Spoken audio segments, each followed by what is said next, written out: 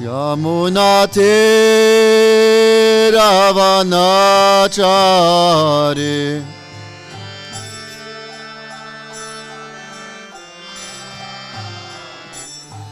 Jaya Radha Madhava Kunja Bihari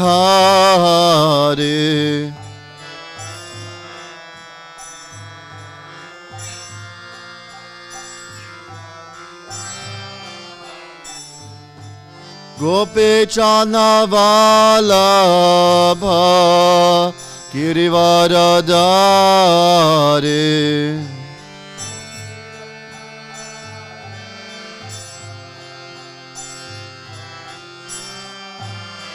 Yashoda Nandana Rachachana Ranchana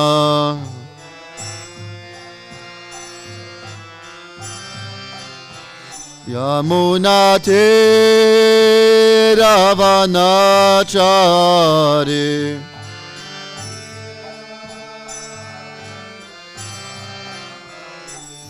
Hare Krishna, Hare Krishna, Krishna Krishna, Hare Hare, Hare Rama, Hare Rama, Rama Rama, Hare Hare.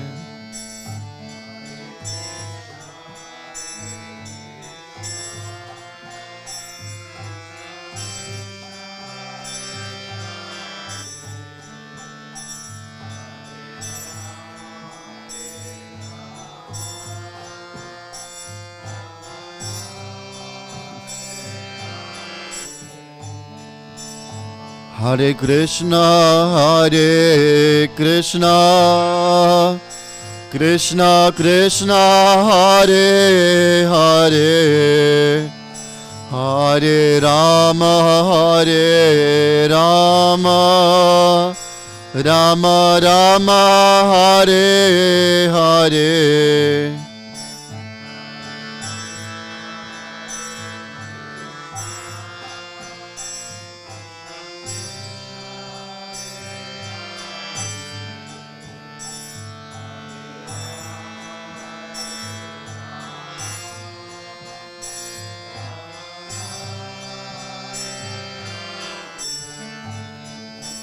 Hare Krishna, Hare Krishna, Krishna Krishna, Hare Hare, Hare Rama, Hare Rama, Rama Rama, Hare Hare.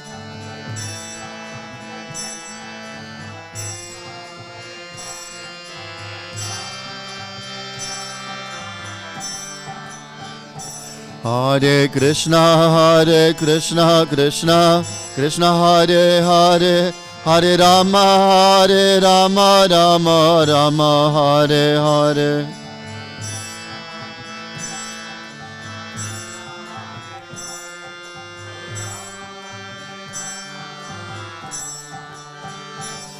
Hare Krishna, Hare Krishna, Krishna Krishna, Hare Hare, Hare Rama, Hare Rama, Rama Rama, Hare Hare.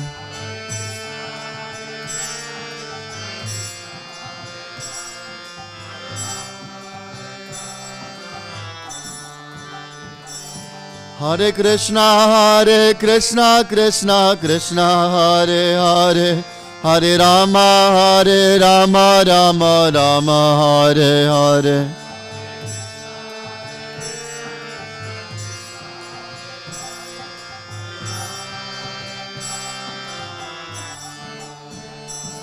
Hare Krishna, Hare Krishna, Krishna Krishna, Hare Hare, Hare Rama, Hare Rama, Rama Rama, Hare Hare.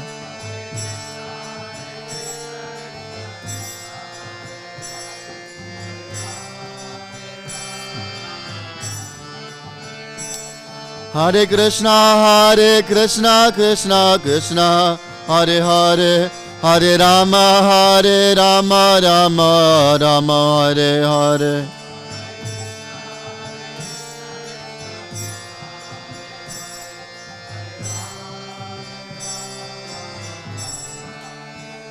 Jaya Radha Madhava, Radha Madhava, Radha Madhava, Shri Radhe.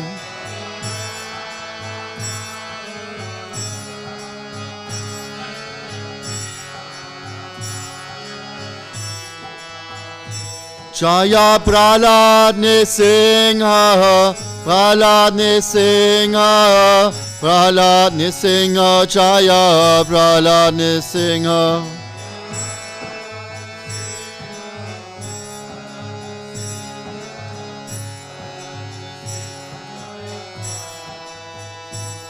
Prabhupada, Prabhupada, Prabhupada, Jaya Jaya Prabhupada.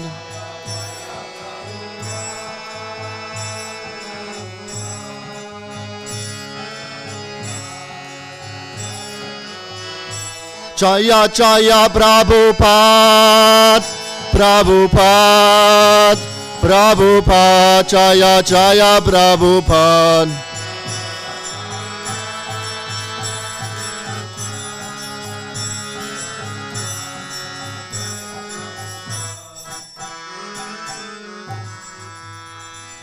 Shri Radha Madhava ki, Shri Prabhupada ki, Harinam Sankirtan Yagya ki, Shri Harinam Prabhu ki, Shri Prabhupada ki.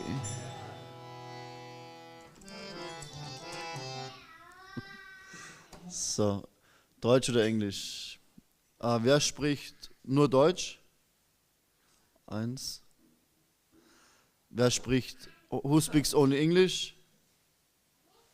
2, 3. Sprecht ihr beide Englisch? Sprichst du Englisch auch?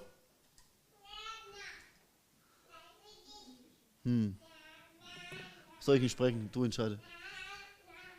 Du musst übersetzen.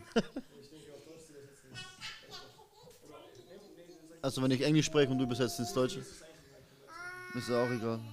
Was du besser sprechen kannst. Ist egal, Englisch dann.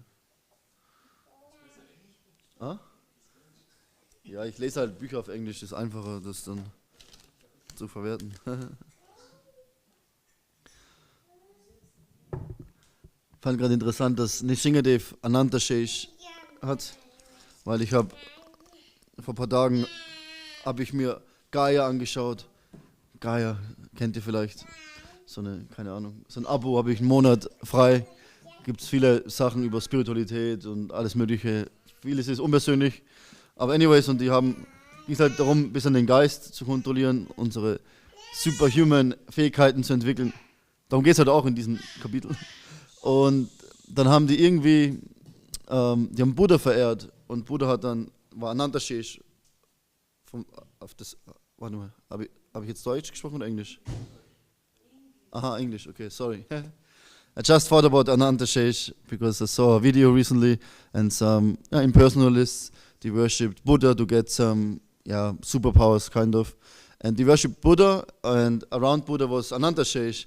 And some white, like Westerners, they described it, not the Buddhists themselves, but the Westerners described it as, it's a cobra, a snake, because the energy is like represented by a snake. And it was very like, they tried to find like words to explain, but for me, it was clear it was Ananta Shesh, and Buddha is an incarnation of Lord Vishnu, so it's, makes sense, It's so funny, it's everywhere in the cultures, in all the cultures you find Krishna is hiding everywhere.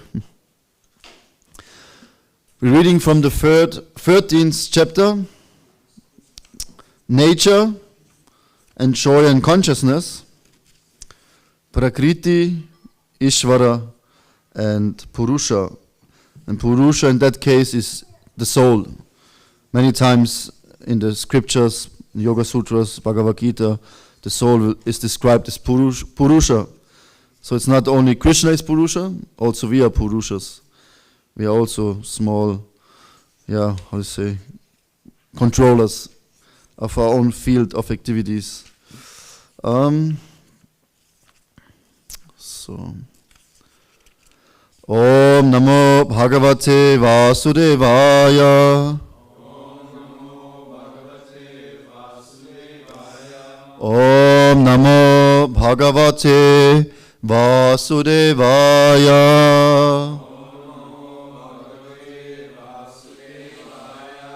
Om Namo Bhagavate Vasudevaya.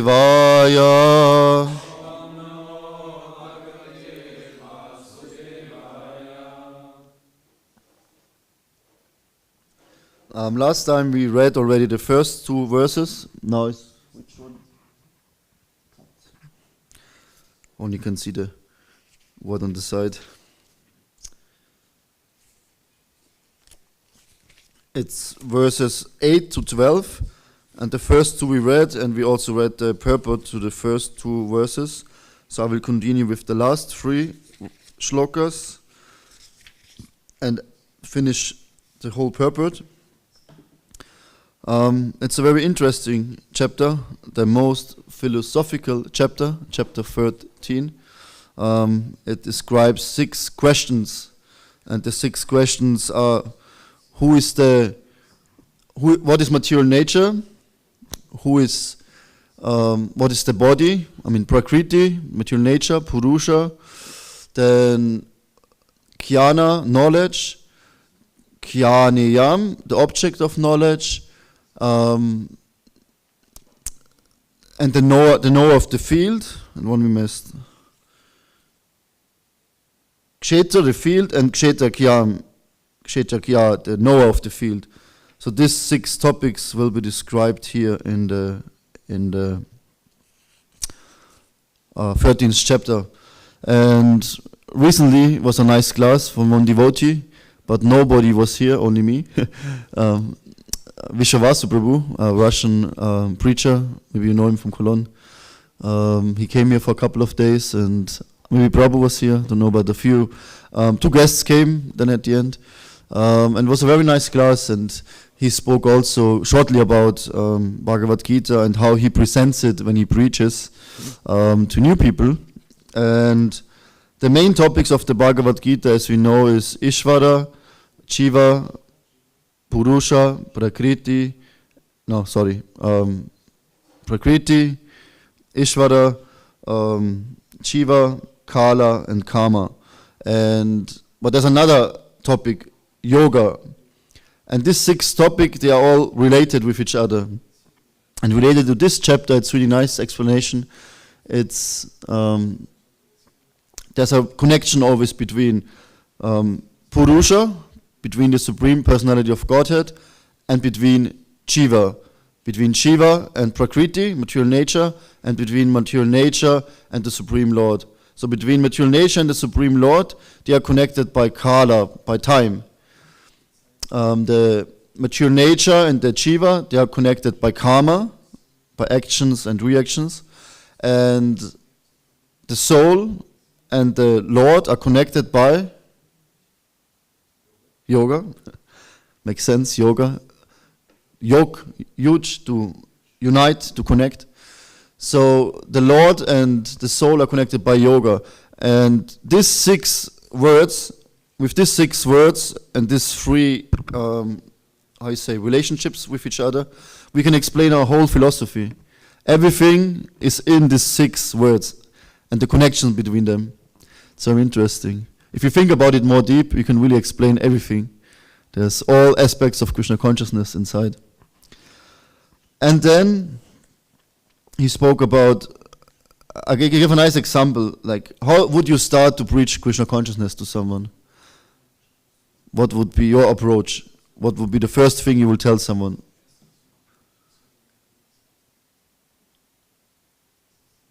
Yes. Probably talk about the eternal soul first. Yes, why? Because it's easier to relate to and we can accept it more easily than God. Also, yeah. But the main thing is, the first thing is Krishna did it. The first thing he did, he explained to Arjuna who he is.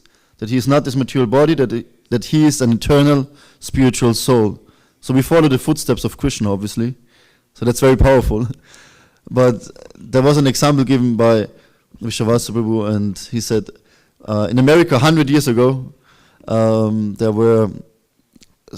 built a skyscraper building, I don't know, maybe 100 levels or whatever, But the problem was it took ages to go from the ground level to the top floor because it was new building, old times. It took you minutes, maybe 10, 15 minutes to go up all the way.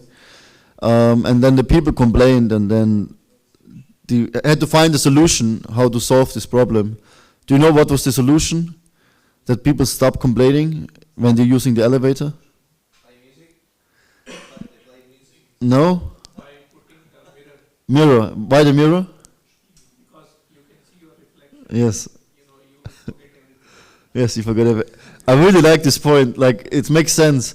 And when I lived in Vrindavan, I lived in Krishna Balaram Mandir in the guest house, and I was on the 3rd floor, and it's only 3 floors, but it took you a minute or two to go up in the 3rd floor. It was always like, I don't know, like Indian lift took long to go up, but there was a mirror inside. And I catched myself immediately. I saw the mirror, my own image, and then, oh, nice chadar, nice kurta, nice new dhoti, freshly dressed. And I got bewildered by my own reflection. And that's the hook, how we can catch people. By telling them about themselves, how wonderful they are, how wonderful the soul is, who they really are. And also in the sky I watched, and they started this series always, who are you? Do you know? And then he said, probably you never thought about it, but do you know who you are? And we should think about this. Who are we? Ke ami, the first questions Sanatana Goswami asked Mahaprabhu. Like, who are we? It's a very important question. Anyways, let's go to the chapter, to the purport and verse. So, I think there's something else written, no? What is written there? I can't read it. Yeah, okay. Anyway, so just read it. And I read the last one in Sanskrit. Atyatma jnana nityatvam tatva jnanata darshanam etach jnanam iti proktam ajnanam yatato nyata. There's in this verse is two qualities of a Vaishnava described. Very important. And one is most important. If you listen carefully, and then after I read, maybe somebody can tell me what is the most important quality of all these 20. So it starts with humility, pridelessness. You don't need to write it down, you can just read it up later. But pridelessness, non-violence, tolerance, simplicity, approaching a bona fide spiritual master, cleanliness, steadiness, self-control, renunciation of the objects of sense gratification, absence of false ego, the perception of the evil of birth, death, old age, and disease. Till that far Prabhu read last time. So I continue now. Detachment, freedom from entanglement with children, wife, home, and the rest. The rest. Even-mindedness amid pleasant and unpleasant events, constant and unalloyed devotion to me, aspiring to live in a solitary place, detachment from the general mass of people, accepting the importance of self-realization and philosophical search for the absolute truth. All these I declare to be knowledge, and besides this, whatever there may be is ignorance. So what was the most important point? Nope. No, one point is the most important. Okay, what's the last few? But from all of them, but it was one of the last views.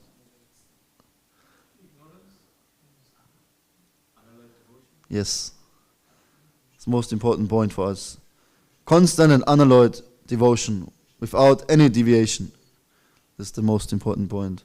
I have such a study guide to Bhagavad Gita. It's really nice from Gauranga Darshana Prabhu. And they can go really deep into the purports and the verses and get all the meanings from the whole chapter. Okay, so now I'll continue with the purport. Detachment. Actually, the first two verses was quite long purport. The last 3 verses is shorter. So, as for detachment from children, wife, and home, it is not meant that one should have no feeling for these. They are natural objects of affection, but when they are not favorable to spiritual progress, then one should not be attached to them. The best process for making the home pleasant is Krishna consciousness. If one is in full Krishna consciousness, he can make his home very happy, because the process of Krishna consciousness is very easy. One need only chant Hare Krishna, Krishna Krishna, Hare Hare, Hare Rama, Rama Rama, Hare Hare. Accept the remnants of foodstuffs offered to Krishna. Have some discussions on books like Bhagavad Gita and Srimad Bhagavatam, and engage oneself in deity worship. Today also we heard in the Nectar of Devotion, the Panchangas, the 5 Angas of Bhakti, the 5 most important. We had 44 different, items? No, not items, but like things you should do in devotional life, what will bring you closer to become Krishna conscious and practice Krishna consciousness. And the 5 most important is to live in a holy dham, like Mathura, Vrindavan, or Simhachalam. Worship the deity. Then, no, I want to say this at last, because in the Nectar of Devotion it was different. Then, associate with devotees, and studying the Srimad Bhagavatam, other Vedic scriptures, and then it's chanting the holy name. But in the Nectar of Devotion was said engaging in the Sankirtan movement, engaging in something like this, engaging in Sankirtan. So I found it interesting, like Prabhupada's, because it's Sankirtan to engage together in the chanting of the holy names. So these 4 things, here it's 4 things. It was not mentioning now living in a holy place, but the Panchangas are 5. These 4 things will make one happy. One should train the members of his family in this way. The family members can sit down morning and evening and chant together Hare Krishna, Krishna Krishna, Hare Hare, Hare Rama, Rama Rama, Hare Hare. If one can mold his family life in this way to develop Krishna consciousness, following these 4 principles, then there's no need to change from family life to renounced life.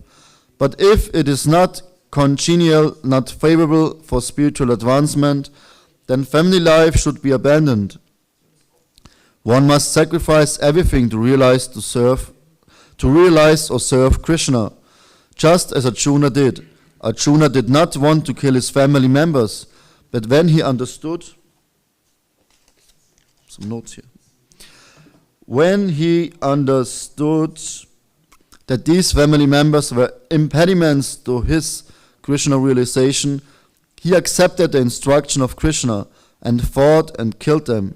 In all cases, one should be detached from the happiness and distress of family life, because in this world one can never be fully happy or fully miserable. Happiness and distress are concomitant factors of material life. One should learn to tolerate, as advised in Bhagavad Gita. One can never restrict the coming and going of happiness and distress. So one should be detached from the materialistic way of life and be automatically equipoised in both cases. Generally, when we get something desirable, we are very happy. And when we get something undesirable, we are distressed. But if we're actually in the spiritual position, these things will not agitate us. To reach that stage, we have to practice unbreakable devotional service. Devotional service to Krishna without deviation means engaging oneself in the 9 processes of devotional service: chanting, hearing, worshipping, offering respect, as described in the last verse of the 9th chapter. That process should be followed. What are the 9 processes of devotional service? English? The first three? Okay. Here, Robert writes, I just want to make it entertaining because the purport is still a little bit going on. So, just to catch their attention. Chanting, hearing, and worshipping, offering respect, etc. Just read something, I heard something recently in a class. The word chopper. What means chopper translated? Where does it come from? I mean, we say chanting, meditation, and so on, but what means chopper? Chopper. I don't know, maybe, but... It's Japatia. Japatia is cut down. Japatia. Okay. That was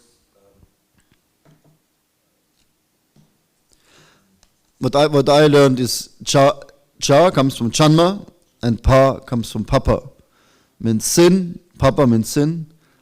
Like my daughter, the first thing she said is mama, mine, and papa, sin. I'm happy that she speaks English because she says stutter. But one day she will say papa. Papa, sin, and chanma, birth. So by chanting chapa, we become free from birth and from sin. We come out from the material cycle of birth and death. Interesting, yeah. Chapa. Vashishika Prabhu mentioned it. Naturally, when one is adapted to the spiritual way of life, he will not want to mix with materialistic man. That would go against his grain.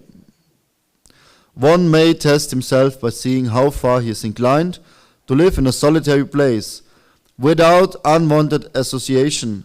Naturally, devotee has no taste for unnecessary sporting or cinema, going or enjoying some social function, because he understands that these are simply a waste of time. There are many research scholars and philosophers who study sex life or some other subject, but according to Bhagavad Gita, such research work and philosophical speculation have no value. That is more or less nonsensical.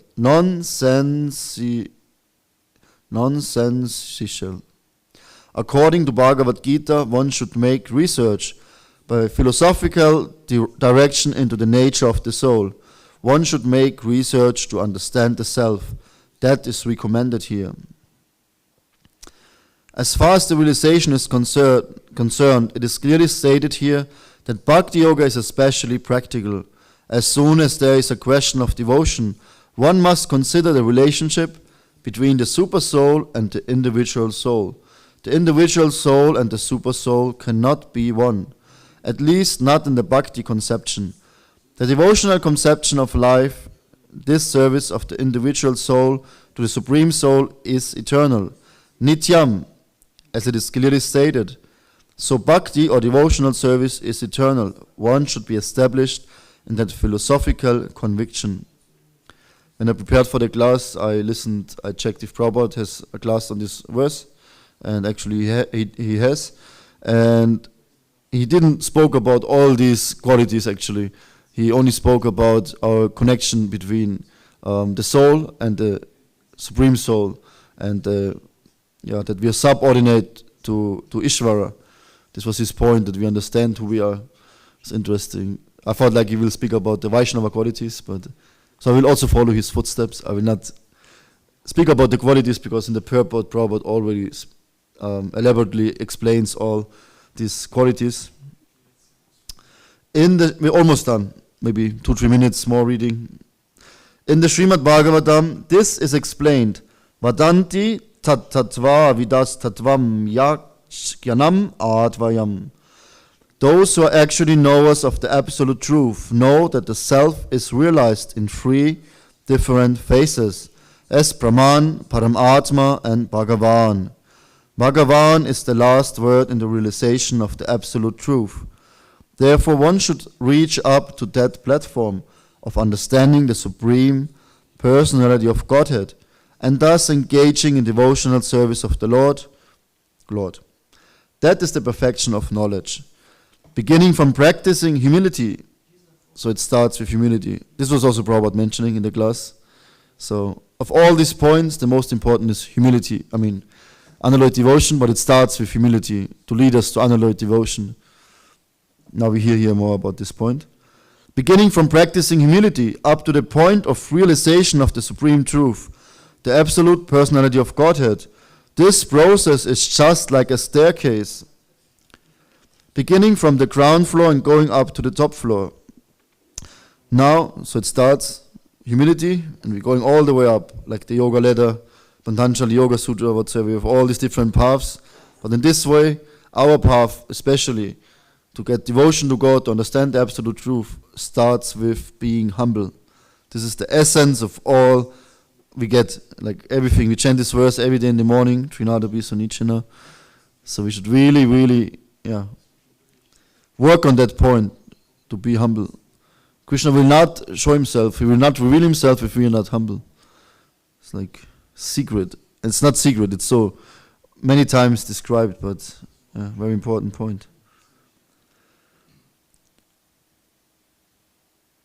Now on this staircase there are so many people who have reached the first floor, the second or the third floor, etc. But unless one reaches the top floor, which is the understanding of Krishna, he is at the lower stage of knowledge. If anyone wants to compete with God and at the same time make advancement in spiritual knowledge, he will be frustrated.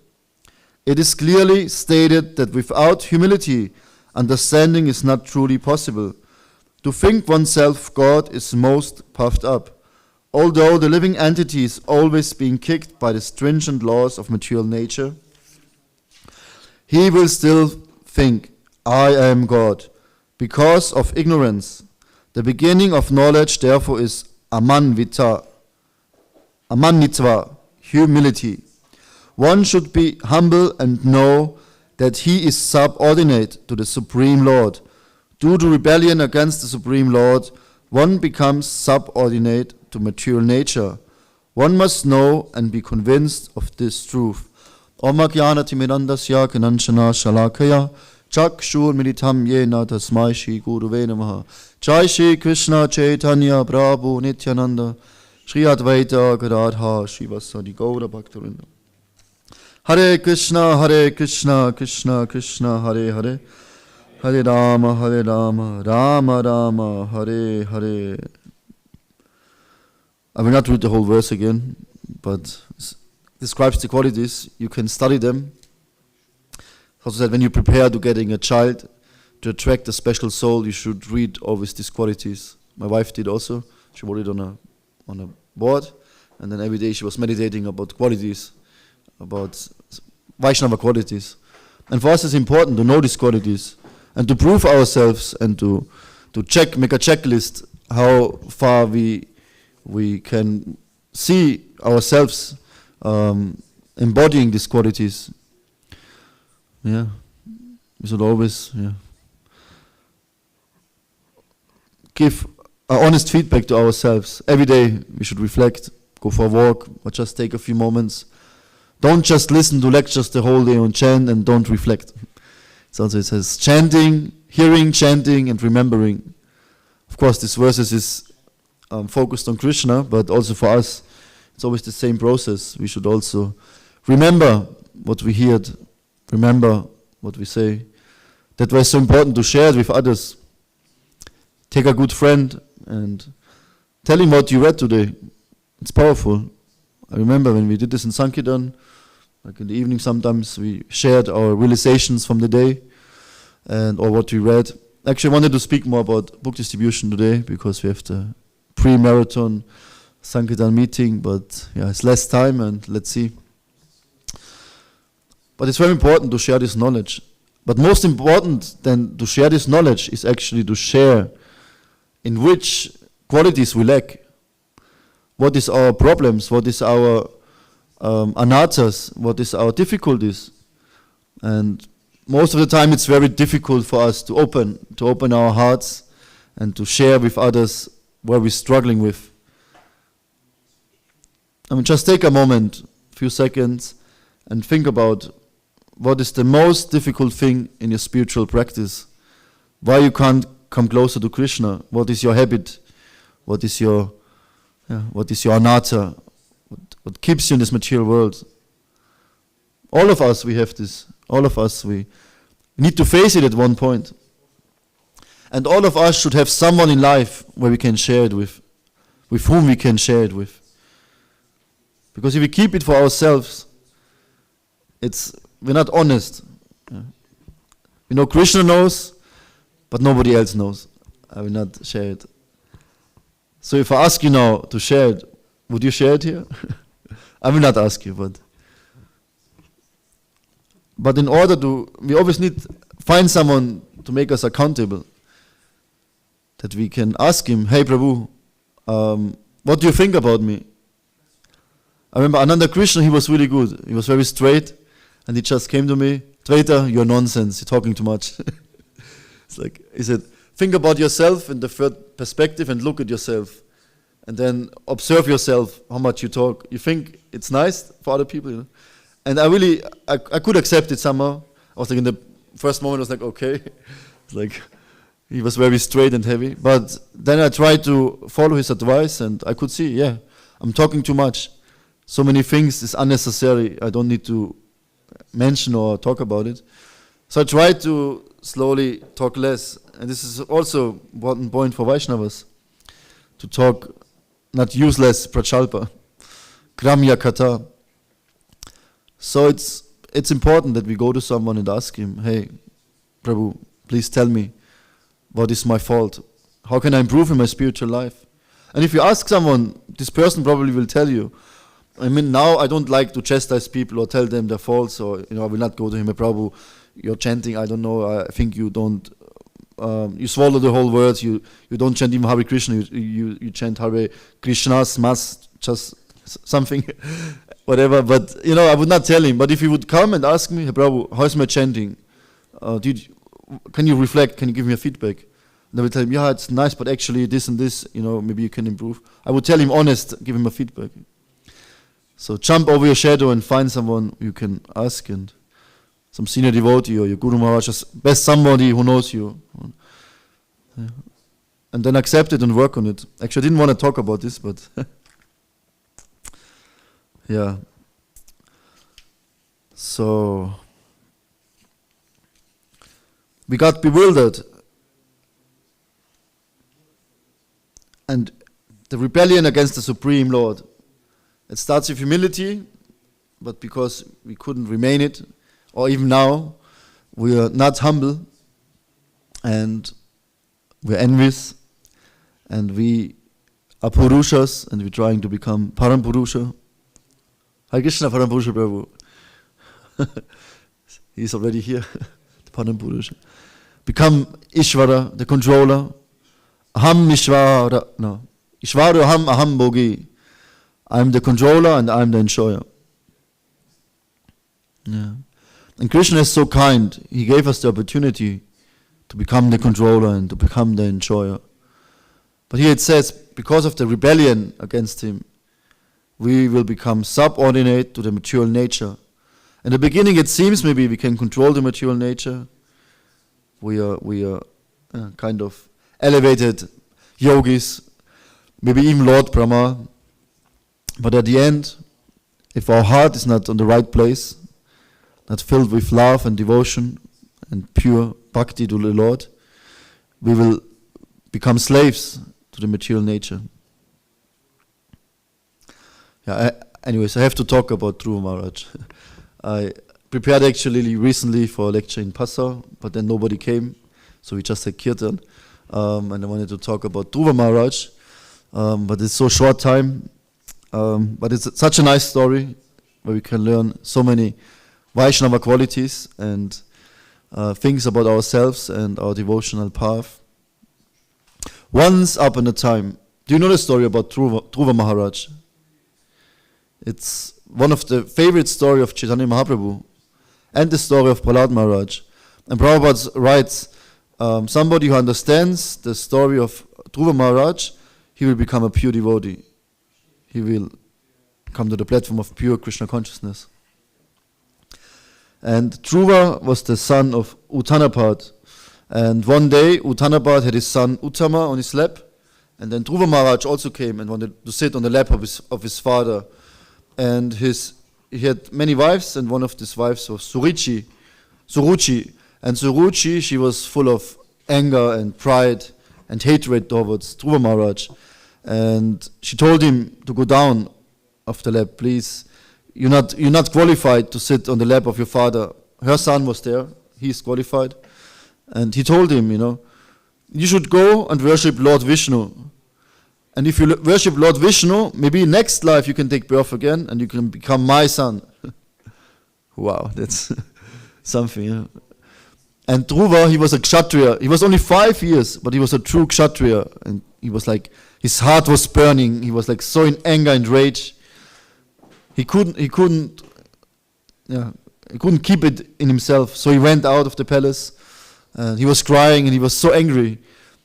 And then he went to his mother. His mother already knew what incident happened before. And he shared his anger with his mother. And his mother told him, never be angry, never wish others to suffer. Just forgive. And Dhruva Maharaj said, no, I can't forgive. Like, I'm really hurt and I can't forgive. I want a kingdom bigger than the kingdom of my father. Then he said, no, I want even a kingdom bigger of the kingdom of Lord Brahma, my grandfather. He was the father was Uttanabhat, Swayambhuva Manu was the grandfather, and the great-grandfather was Lord Brahma of Dhruva Maharaj, the creator of the universe. And Dhruva wanted to have a kingdom greater than Lord Brahma, means greater than the universe. And a 5-year-old boy. Murari yesterday turned 5. Would be interesting. Now he comes, I want a kingdom greater than Simhachalam. No, greater than the whole world. Greater than the whole universe. Nobody can top that. Yeah, and then his mother told him, there's only one way. If you really desire this, you have to worship Lord Vasudev. You have to worship Lord Vishnu. So you have to find Vishnu.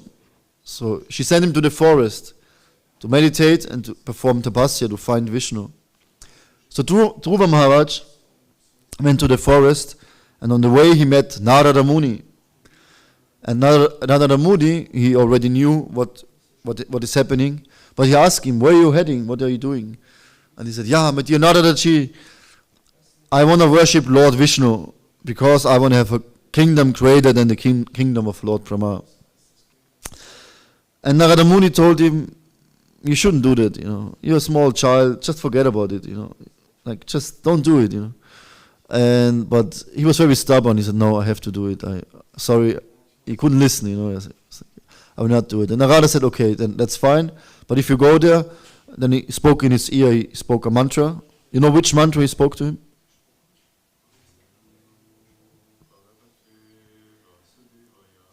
Yes. And Prabhupada also spoke it to us. He initiated us in this mantra. It's a very sacred, powerful mantra to worship Lord Vishnu. Vasudev, the all-pervading Supreme Personality of Godhead.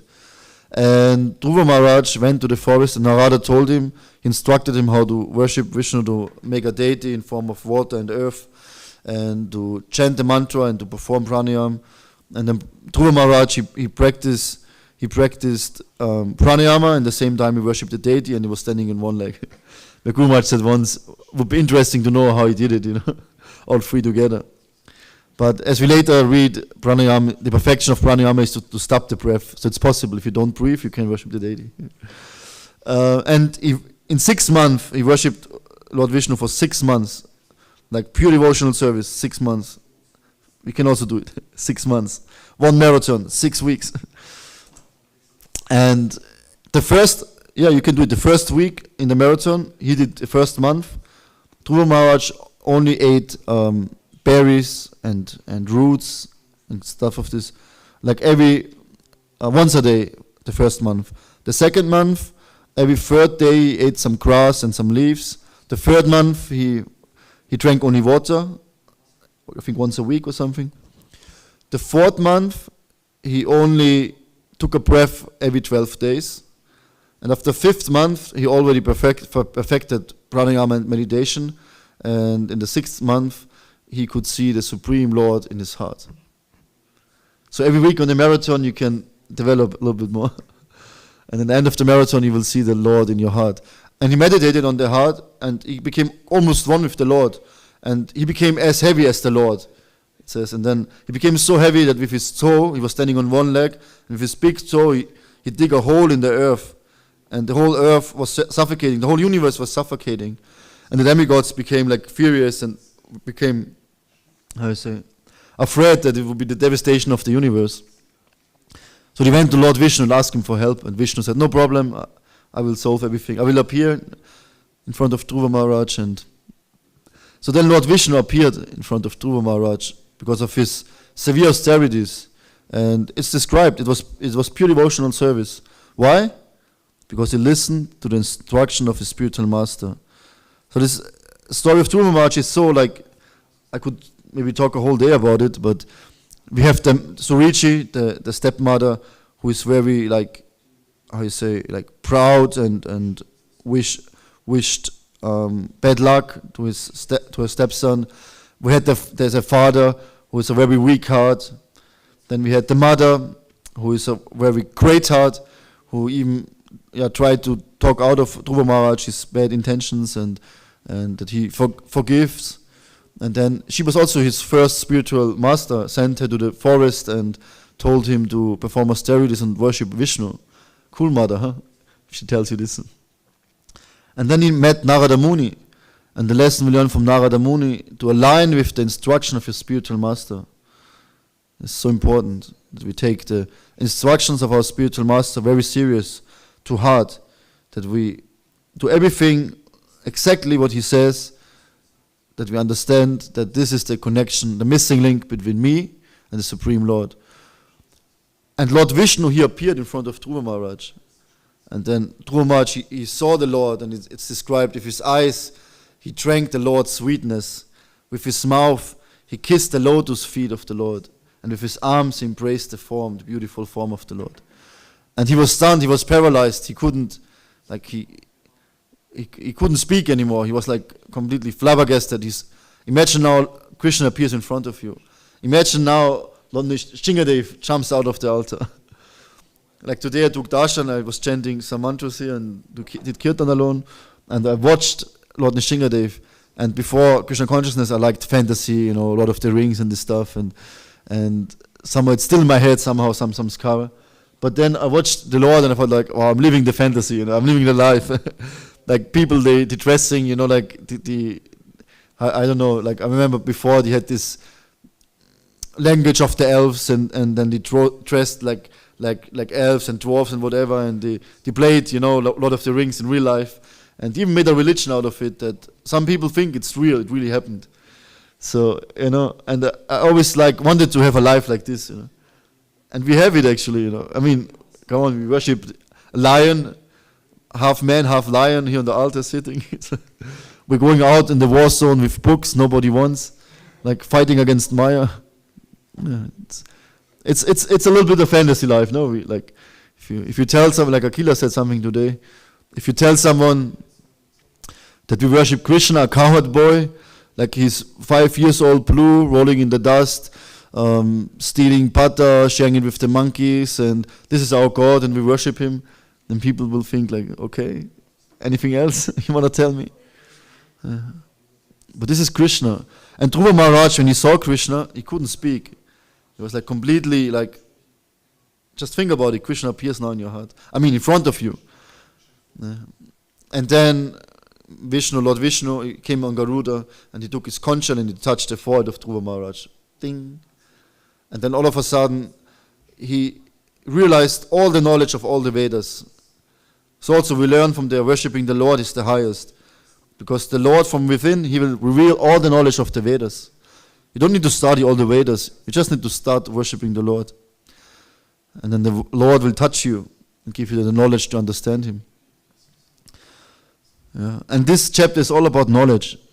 And especially this verse, Krishna says, all these qualities, he explains, and then he said, this is knowledge, and everything else is ignorance. Yeah. We have to embody these qualities. Like read it in the marathon once a day. And Krishna in the 12th chapter, he gives so many verses where he speaks about how a Vaishnava should behave. And he always says, and he is very dear to me. And in the last verse he says, he is very, very dear to me. And it's always the same, who is not bewildered in happiness and distress, who is equipoised to all living entities, who is in general equipoised to life, who is not attached to the results of his work. Like all these points, Krishna always mentions in the Bhagavad Gita again and again, somebody who controls his mind, controls his senses, who worships me with unalloyed devotion. He is very dear to me, he's very dear to me. He's very, very dear to me. Yeah. Krishna gives us all the hints, all the time. He mentioned it again and again and again. We have the whole menu. It's all here in the Bhagavad Gita. Yeah. Then spiritual life will be easy if we follow this. Forgot I want to end now.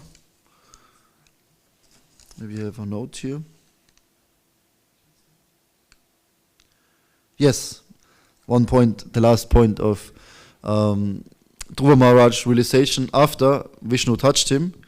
Then Dhruva Maharaj got the benediction for 36,000 years to rule planet Earth. He will be the king of Earth.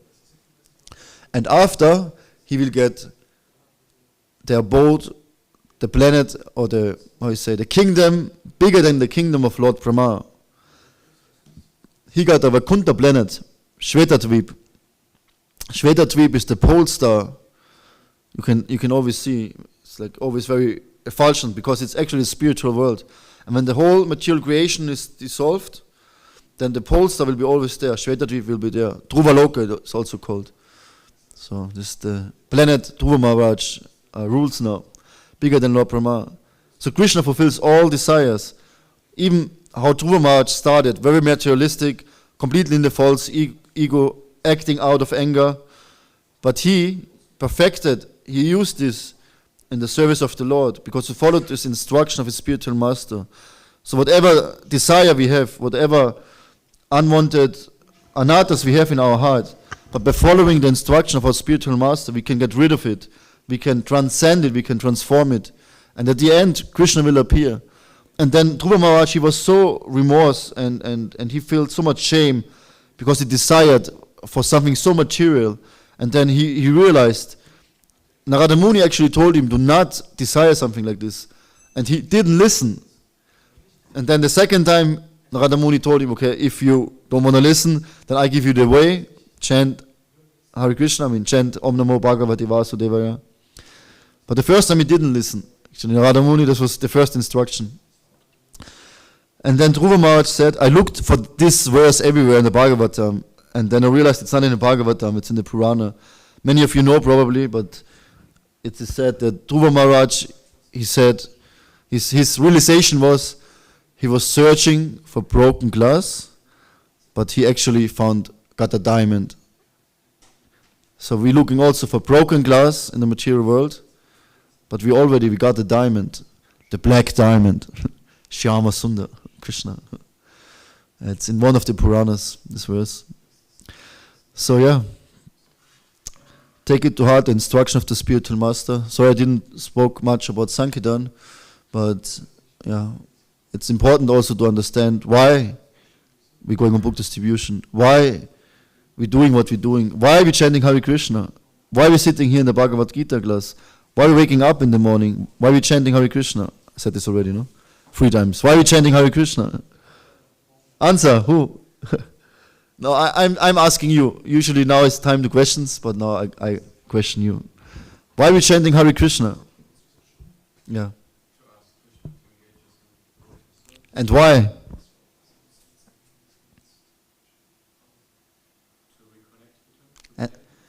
And why?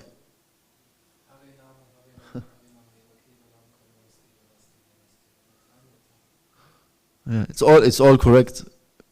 It's all true. But actually the only to please Krishna, yes.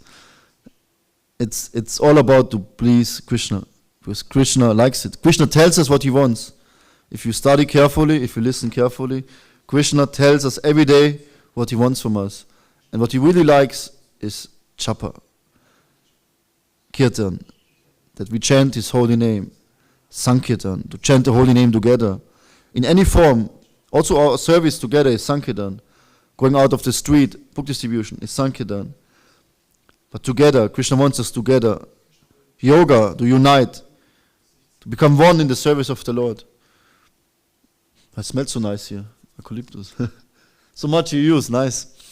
To smell the lotus feet of the Lord. The eucalyptus like lotus feet.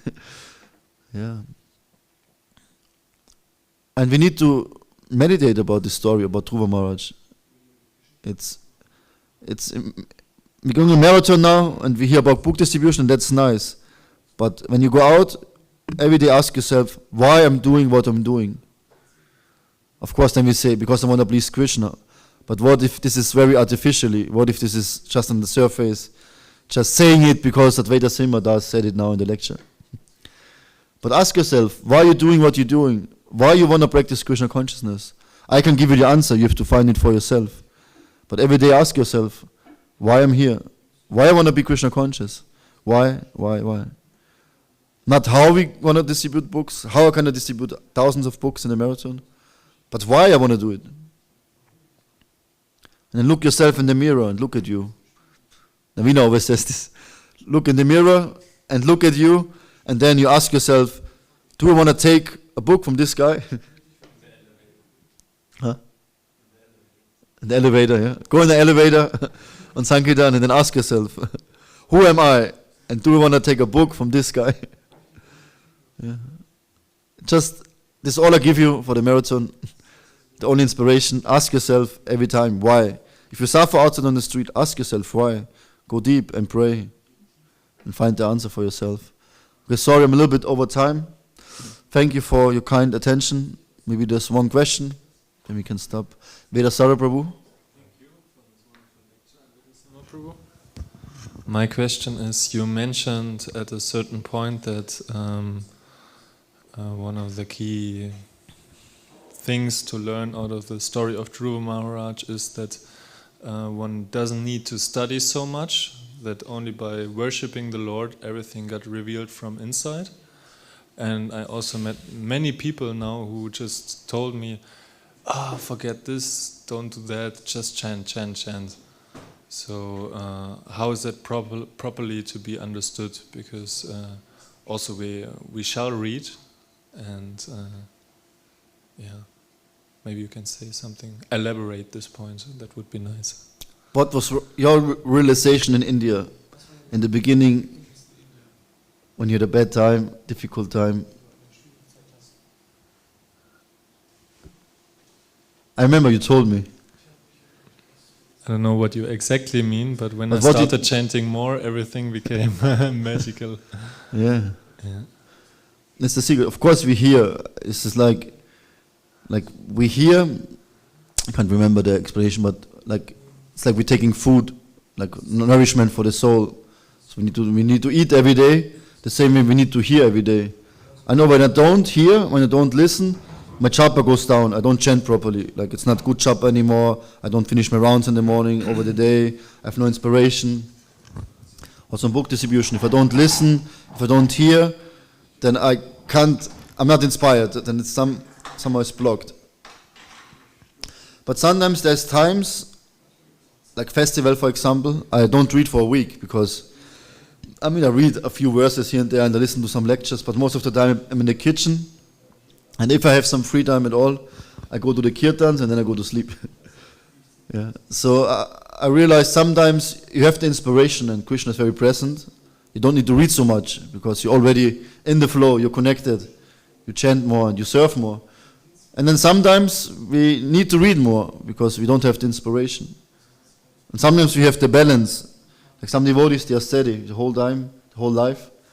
They're reading every day 1 hour. They are every day 1 hour in the kirtan. They chant their rounds 2 hours. They go in Sankirtan 6 hours. They're ecstatic the whole day. Yes. But there's no fixed rule, this is better or not, or you should stop listening and only chanting. And we're not Babajis. we need to hear.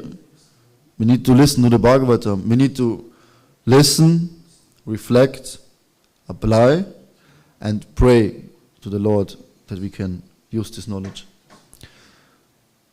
Like Aindra Prabhu said, His Grace Aindra Prabhu, we study the Srimad Bhagavatam, that we come to the conclusion to chant Hare Krishna. You know? And then by chanting Hare Krishna, we want to hear more about Krishna. And then we hear more about Krishna, and then we want to chant more about Krishna. And he explains it a little bit differently, but even more. I think also prasadam is there. We eat prasadam that we can maintain our bodies so that we can hear more. And something like this. And it's always like it's a circle. It's the circle of no birth, death, and no old age and no disease. So it's everything is there. But hearing, chanting, remembering, I don't know. Is this okay for you? Yes, thank you. Thank you. Okay, eine Online-Question. Sorry, dass ich Englisch gesprochen habe im Online-Chat. Ich weiß, viele wollen es immer gerne in Deutsch hören, aber es sind halt viele Gäste da, die Englisch sprechen. Thank you for understanding.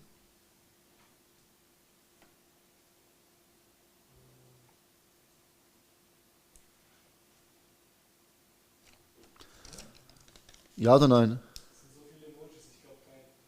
Okay, emojis. Yeah. It's awesome emoji. Thank you for your kind attention. Shri Prabhupada Ki Jai. Srimad Bhagavad Gita Ki Jai. Priyat Midanga Book Distribution Ki Jai. Golokera Premadan Harinam Sangidan Yagya Ki Jai. Marathon Book Distribution to please Srila Prabhupada and the whole Parampara Ki Jai. Book Distribution Marathon 2022 Ki Jai. Nita Gora Haribol. Gora Bhaktarinda Ki Jai.